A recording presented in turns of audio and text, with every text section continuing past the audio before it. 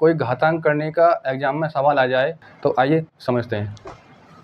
जैसे कि भाई हमारी कोई संख्या है कि x बराबर, और कोई हमारी संख्या ये है जैसे कि √13 और √13 और √13, ये हमारी ऐसी संख्या चलती जा रही है इनफाइनाइट तक, ठीक है। तो x का मान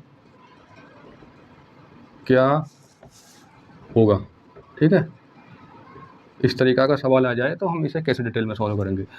तो देखो भाई, जब भी यहाँ पर कोई साइन नहीं है और ये संख्या हमारी इनफाइनाइट तक जा रही है तो x का मान होगा 13, आंसर।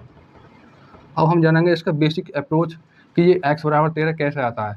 तो हम यहाँ पर इस सवाल को उतार लेते हैं कि x बराबर √13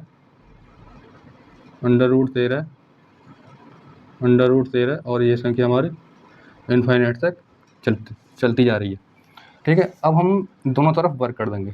तो यहाँ पर लिखेंगे हम कि दोनों तरफ वर्क करने पर,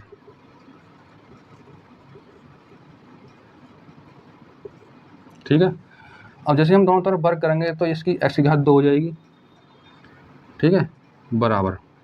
अब हम इसका वर्क करेंगे इस साइड का, तो ये पहला वाला जो रूट है ये हट जाएगा, तो 13 और जो हमारे ये संख्या बची है √13 और √13, ये हमारी संख्या इनफाइनाइट तक ऐसे चलती आ रही है। तो देखो भाई, अब यहाँ पर देखना कि x बराबर √13 और यहाँ पर भी √13 इनफाइनाइट तक चल रही है। तो यहाँ तक का जो मान है वो हमारा x के बराबर है, ये जो है x के बराबर तो ही है। तो हम इतने के बराबर x रख देंगे, ठीक है। तो x की घात 2 बराबर 13 गुणा, और ये इसके जगह पर हम इस x को रख देंगे, तो ये है वो यहाँ पर x। अब देखो यहाँ पर x की घात 2 का मतलब है कि x गुणा में 2 बार है, तो इस x से x काट देंगे, तो x बराबर 13, आंसर। तो ये रहा था हमारा बेसिक अप्रोच और ये शॉर्ट अप्रोच था, ठीक है। आई होप दोनों आपको समझ में आ गए होंगे ये अप्रोच।